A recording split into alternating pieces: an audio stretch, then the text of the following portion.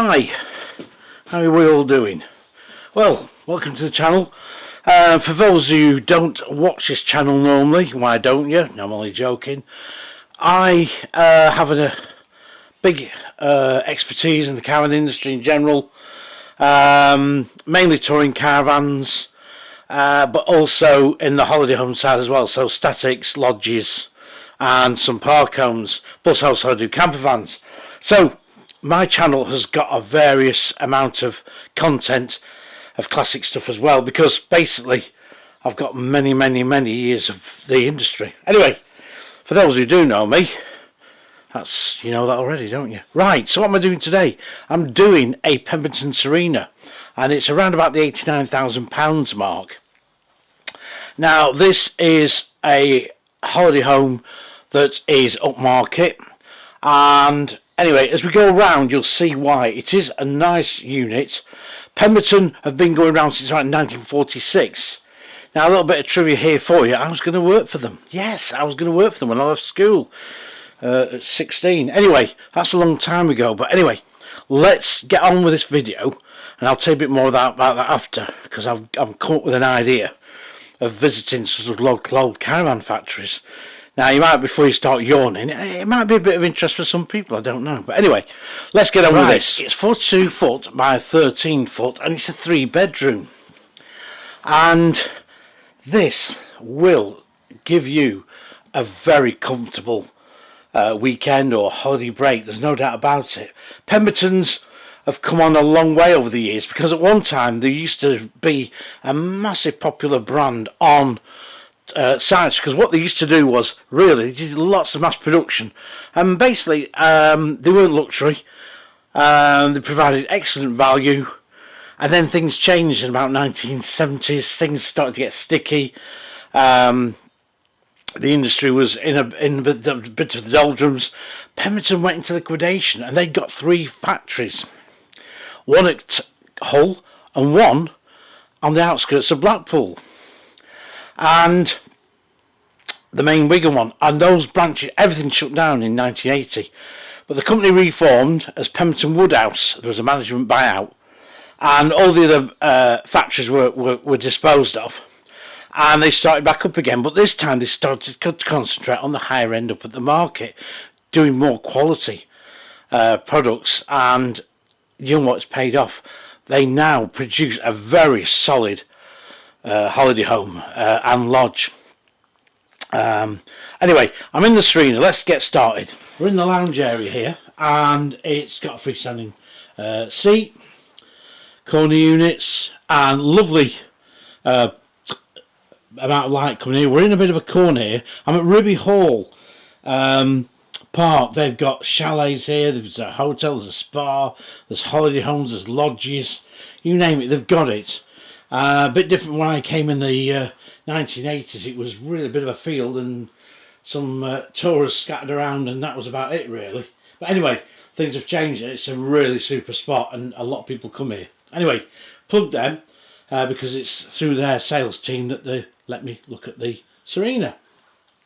So with this size, 42 by 13, you've got lots of space to play with, but designers at Pemberton have used it to the absolute maximum. They've got this rather grand fireplace here, with electric firing of course. There's central heating on in this van. As I say, I'll find out if it's an option. I think it's standard anyway. TV, what am I doing? TV bracket and all the necessaries. You've got 2 freestanding comfy settees, and also a sort of seat here that'll fold up, and there's a bit of storage underneath there. And then we come over to the dining area, and you've got 4 seats and 2 stools.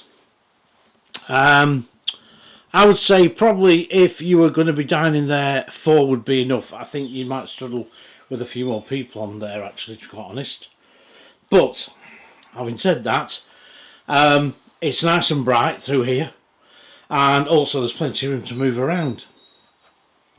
And of course the carpet goes into a more of a spill proof fitting, so it's like a lino, if you like, flooring.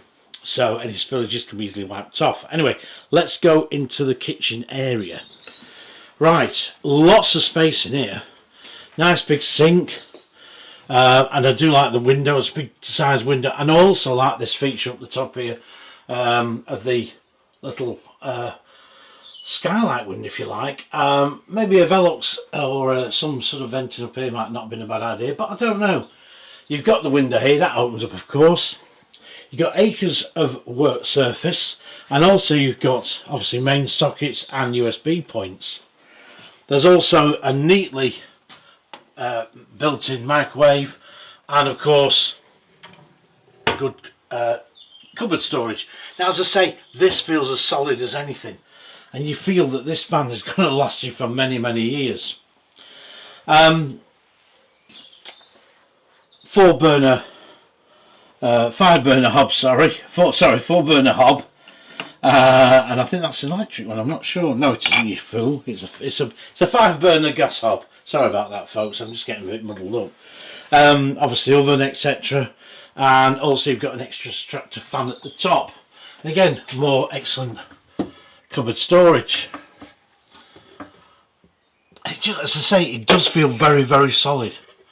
Pemberton have really got that reputation of building a solid unit. Now, my camera bag's here in the way. I'm sorry about this, folks. But behind here, let's just move that across, is the place for a washing machine. And again, that needs to be checked if that's standard. But what they tend to do, manufacturers, they tend to fit those in. Nice bit of storage underneath the sink. And you've got a dishwasher here. Now, obviously, it's only really a single dishwasher, so you know, you're not going to be able to sort of have a dinner party and expect that to take it all. But hey, this helps. And some more storage there. There's some downlighters here, so of course at night time the work surfaces are well lit up. So where's the fridge freezer? Well, it's here, and that's where they normally are. So again, it's a Beco one. I mean, okay, some people might not be over keen on that, but this generally serve a purpose. And of course the boiler is in there, the Morco. Morco have been around for many years.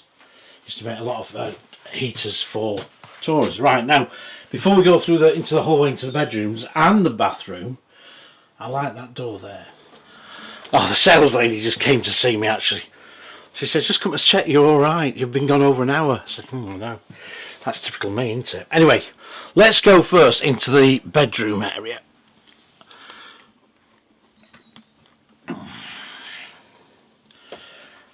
Twin room, decent sized bed, nice headboard there, storage above, again integral light in the ceiling, wardrobe here, and a TV bracket at the top there. Space wise, it's pretty much typical of a holiday home. Quite cosy in the middle. There's a what do you call it there? I mean, for getting dressed, really, you've got a little bit of space here. Not a lot, really. But you know, we were trying to fit 3 bedrooms in 42 length and still give everybody some space. But it looks pretty good. The beds look pretty comfortable. 2 adults could sleep in there, I think. Okay, as long as you weren't sort of over 6 foot. But on the whole, yeah, that's pretty good. Now I'm going to take you into the bathroom next. Okay. Well, yeah, one foul swoop. So sorry if it feels a bit dizzy and starts making you feel a bit sickly. But this is the bathroom, and loo, of course. Shower in there too. Decent window, and the pedestals here. Now the thing is, here it is a little bit tight.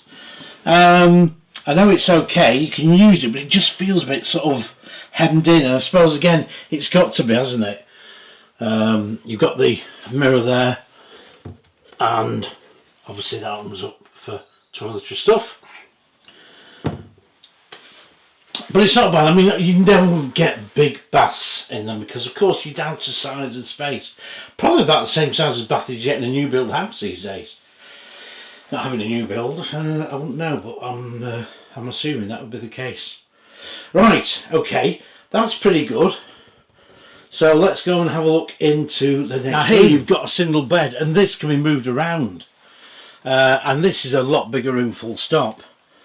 You've got a decent sized window, of course, and also you've got a chest of drawers there, some shelves, some, again, TV aerial points. You can put a telly on here should you wish to. Some storage above, mirror on the wall there, little radiator in here, and a decent sized bed. And as I say, this can be moved around a bit, so you know you've got a little bit more to play with. Wardrobe here with a big mirror, decent wardrobe, enough to get all your stuff. Again, USB point on the main socket. What I would like to have seen would have been some sort of shelving just above there, I think. It just break the wall up as well as being practical. And again, lighting is integral, but I would like to see probably a light further over in that corner. It could probably be a little bit in the shade there in the dark, I don't know. Okay, onwards and upwards as I say, let's go into the master bedroom. Straight from that single room, you have to forgive me, I've got a bit of the old cold, and you come into the master bedroom. Now I was in here just before, and I was quite impressed with it. The door does touch that bed a little bit, but anyway, shut that door up. Again, more plug sockets, and I like the two windows, one either side there, so you know you can both have a look and see, peer out and see what the weather's doing. And of course you've got a storage there with shelves and a drawer. Again, more main sockets on that side. And also you've got over here your wardrobes. So decent enough size there. A mirror on the front there. A little dresser table here.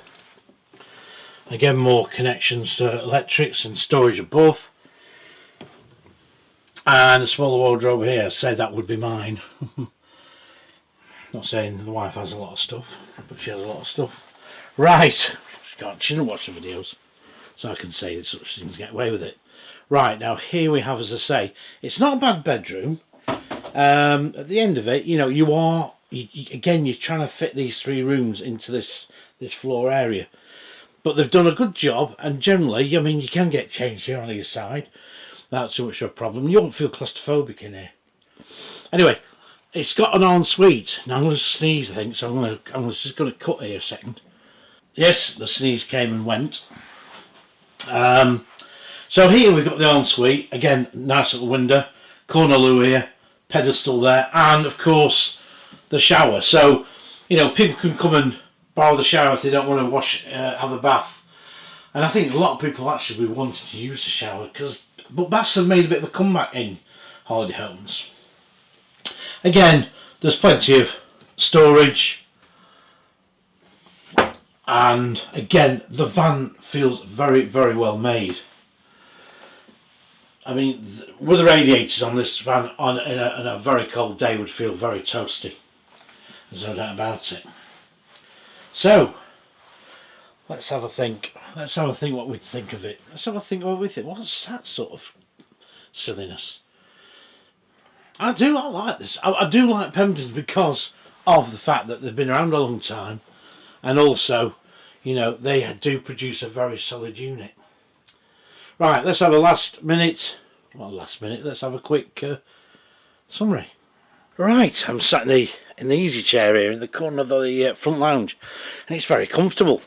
And to be quite honest, I could quite fancy myself in here on a nice day with the doors open, nice view to look out of, people having a drink and a bit of food. It would be very, very relaxing. I mean, this is part of having a holiday home.